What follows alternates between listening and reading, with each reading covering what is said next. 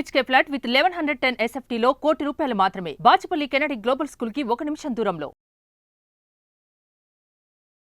నమస్తే, welcome to Suman TV. నేను విష్ణు. ప్రస్తుతం పాటు certified financial planner doctor Bachchu Anil Kumar garu ఉన్నారు. వారితో మాట్లాడదాం. సార్ నమస్తే. సార్ అనిల్ గారు. నమస్కారం అండి విష్ణు గారు. సార్ అనిల్ గారు, ఆయుష్మాన్ భారత్ బీమా పేరిట దాదాపు 70 ఏళ్ళు పైబడిన వారందరికీ కూడా 5 లక్షల రూపాయల వరకు ఉచిత బీమా అంటూ కేంద్ర ప్రభుత్వం ఒక తీపి కబురు అందించింది. సో దీనికి సంబంధించిన పూర్తి వివరాలు మన ప్రేక్షకులకు తెలియజేయగలరు? ఇది one of the wonderful scheme అండి. మూడో టర్మ్లో మోడీ ప్రభుత్వం అనేది మూడో టర్మ్లో చేసిన ఒక మేజర్ 10 పనుల్లో ఈ ఆయుష్మాన్ భారత్ ఏదైతే ఉందో 70+ ఉన్న వ్యక్తులందరికీ ఇర్రెస్పెక్టివ్ వాళ్ళు డబ్బులకు ఎటువంటి క్రైటీరియా లేకుండా ఎవరైనా సరే 70+ ఉంటే 5 లక్షల వరకు ఇన్సూరెన్స్ కవర్ అనే స్కీము అన్నారు. దాన్ని ఇప్పుడు ఇంప్లిమెంట్ చేయబోతున్నారు. అప్రూవల్ కూడా చేశారు. ఇది ఎలక్షన్ ప్రామిస్. ఆ ఎలక్షన్ ప్రామిస్ని ఫుల్ చేశారు. సో ఇందులో ఇంపార్టెంట్ ఏంటంటే అండి, so already Ayushman Bharat scheme అనేది ఆల్రెడీ నడుస్తూ ఉంది. దానికి ఏంటంటే కొంచెం ఫైనాన్షియల్ కేటగిరీస్ ఉన్నాయి.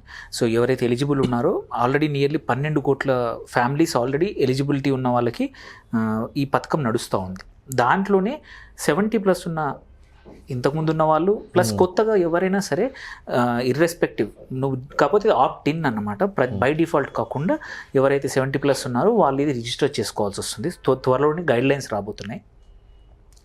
ఆల్రెడీ ఆయుష్మాన్ భారత్ వచ్చేసి అన్ని హాస్పిటల్స్కి మొత్తం అక్రాస్ ఇండియా చాలా చోట్ల హాస్పిటల్స్తో టైఅప్స్ అయిపోయాయి.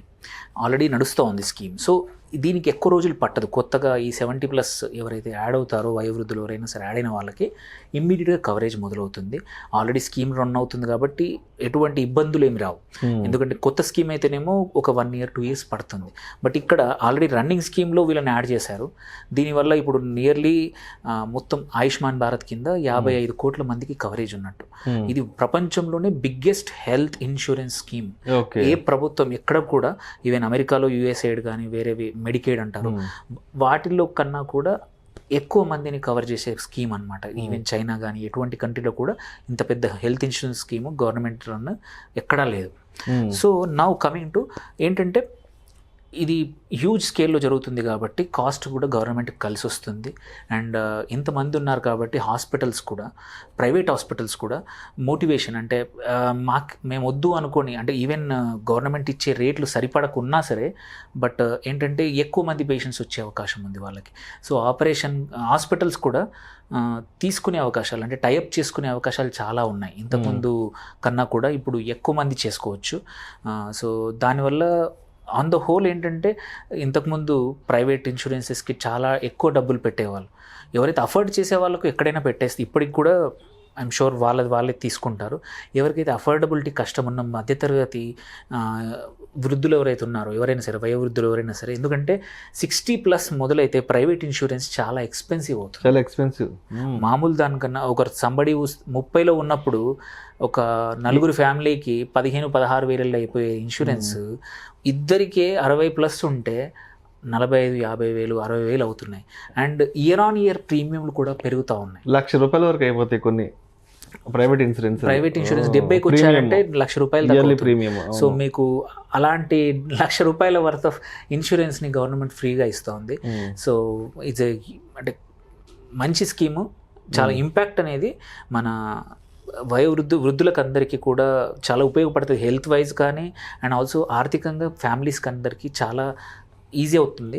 దీనివల్ల ఇంత ప్రీమియం తగ్గుతుంది కాబట్టి. అండ్ దీనికి ఎటువంటి కండిషన్స్ లేవు. నువ్వు రిచ్ అయినా సరే, పూర్ అయినా సరే, నువ్వు ఊర్లో ఉన్నా సరే, సిటీస్లో ఉన్నా సరే, నువ్వు గవర్నమెంట్ ఉద్యోగి అయినా సరే, నువ్వు నార్మల్ చిరుద్యోగి అయినా సరే, ఎటువంటి పని చేసినా కానీ ఇప్పుడు 70 ఏజ్ ఉందంటే చాలు నీకు బై డిఫాల్ట్ ఈ ఇన్సూరెన్స్ వస్తుందండి. సో అయితే అనిల్ గారు, ఇప్పుడు మనకి ఏదైనా already existing group health insurance ఉన్న ప్రైవేట్కి సంబంధించి కానీ కేంద్రానికి సంబంధించి కానీ, లేదంటే ESI లాంటి పథకాలకి మనం ఆల్రెడీ ఉంటే కూడా అటువంటి వాళ్ళకి ఇది వర్తిస్తుంది అంటారా? వర్తిస్తుందండి. ఇందులో 3-4 కేసులు ఉన్నాయి. ఒకటి ఫస్ట్ కేసు వచ్చేసి ప్రైవేట్, నీ సొంతంగా డబ్బులు పెట్టుకుంటున్నావు, ఇన్సూరెన్స్ ఉంది. సో కావాలంటే అది ఉంచుకొని ఇందులో కూడా జాయిన్ అవ్వచ్చు. ఓకే, సో వద్దు నేను అది అఫోర్డ్ చేయలేను, అది ఆపేసి ఇది కడతాను అన్నా కానీ చూసుకోవచ్చు. కాకపోతే ఏంటంటే ఇంత పెద్ద స్కీమ్ కాబట్టి టైఅప్ ఉన్న హాస్పిటల్స్ అవన్నీ చూసుకొని మీకు ఆల్రెడీ మీరు కంఫర్టబుల్గా ఉన్నారంటే ఉంచుకోవడం బెటర్. బట్ మన ప్రైవేట్ ఇన్సూరెన్స్ ఉంచుకుంటూ కూడా ఆయుష్మాన్ భారత్లో చేరొచ్చు. ఓకే, ఇది ప్రైవేట్ అయితే. దెన్ కమింగ్ టు ఈఎస్ఐ ఉంటే కూడా or CGHS central government health scheme కానీ, SGHS state government health schemes కానీ అక్కడ మాత్రం మీరు జాయిన్ అయ్యేప్పుడు అది వదులుకోవాల్సి వస్తుంది. ఏదైనా ఒకటే తీసుకోవచ్చు, ఐదర్ ఆయుష్మాన్ భారత్లో ఉండాలి ఆర్ ఆ స్కీమ్లో ఉండాలి. సో అది మన చాయిస్ అనమాట. సో మనకేంటంటే జాయిన్ అయ్యే ముందే మనము మంచి చెడు అంటే ఎస్జిహెచ్ఎస్లో కానీ సిజిహెచ్ఎస్లో కానీ దగ్గరలో హాస్పిటల్స్ ఉన్నాయా, ఈ ఆయుష్మాన్ భారత్ కింద కవర్ అయ్యే హాస్పిటల్స్ దగ్గరగా ఉన్నాయా, దీంట్లో చాలా మటుకు ఏంటంటే సిజిహెచ్ఎస్లో కానీ మనం చూసుకుంటే మెడిసిన్స్ కూడా ఇస్తారు. చాలామంది ఇప్పుడు మనం 70+ ఏజ్ వచ్చేదంటే మోస్ట్లీ డయాబెటీసే కానీ, బీపీఏ కానీ, హార్ట్ మెడిసిన్స్ కానీ చాలా రెగ్యులర్గా తీసుకోవాల్సి వస్తుంది. మీరు బయట 4-5 వేలు అయ్యే ఖర్చు ఉంటుంది. వీటిని most of them senior citizens ఎవరైతే దీని ద్వారా ఉన్నారో ఫ్రీగా సిజిహెచ్ఎస్ కింద ఇస్తారు. సో ఈ ఆయుష్మాన్ భారత్ కింద అది కవర్ అవుతుందా లేదా అప్పటికి గైడ్లైన్స్ వచ్చాక చూసుకొని ఏదైనా ఒకటి చూస్ చేసుకోవాలి. సో 2 ఉంచుకోలేము అన్నమాట. ప్రైవేట్ది అయితే మాత్రం 2 ఉంచుకోవచ్చు. సో ఈ 2 స్కీముల్లో మాత్రం కంపల్సరీ ఆప్షన్స్ వెతుక్కొని మనకి ఏది బెటర్ చూసుకొని జాయిన్ అవ్వచ్చు. కానీ ఇలా ఎటువంటి క్రైటీరియా లేకుండా ఇంత పెద్ద స్థాయిలో ఎవరికైతే high risk insurance health wise ఎక్కువగా హాస్పిటలైజేషన్ అవసరం వచ్చేది 70+ వాళ్ళకే ఇవ్వడం అనేది మాత్రం చాలా మంచి స్కీమ్ అండి. హోప్ఫుల్లీ ఈ స్కీమ్ ఇలా సక్సెస్ అయ్యి దీనికి ప్రైవేట్ హాస్పిటల్స్ కూడా తోడ్పాటు అందిస్తే చాలా మంచిగా ఉంటుంది. ఆల్మోస్ట్ ఈసారి కొత్తగా 6 కోట్ల మంది దీని ద్వారా బెనిఫిట్ కాబోతున్నారంటూ కూడా వార్తల్లో చూడడం జరిగింది. అవును ఈ స్కీమ్ వల్ల కొత్తగా అంటే ఇంతవరకు ఎప్పుడు కూడా ఎటువంటి హెల్త్ ఇన్సూరెన్స్ లేని వాళ్ళు ఈ 6 కోట్లు అనేవాళ్ళు కొత్త వాళ్ళు, టోటల్ కొత్త వాళ్ళు, ఎప్పుడు కూడా హెల్త్ ఇన్సూరెన్స్ చూడని వాళ్ళు. ఇందులో సిజిహెచ్ఎస్ కానీ ఎస్జిహెచ్ఎస్ కానీ వాళ్ళని లెక్క పెట్టట్లేదు మనం. పెట్టుకోకుండా కొత్తగా 6 కోట్ల మందికి రావడం, అది కూడా వల్నరబుల్ అంటే హెల్త్ వల్నరబుల్ 70+ వాళ్ళకి రావడం అనేది హ్యూజ్ అంటే చాలా మంచి పథకం ఇది. దీని ఇంపాక్ట్ కూడా లాంగ్ టర్మ్ చాలా రోజులు ఉండబోతోంది, పాజిటివ్ ఇంపాక్ట్ దీనిది.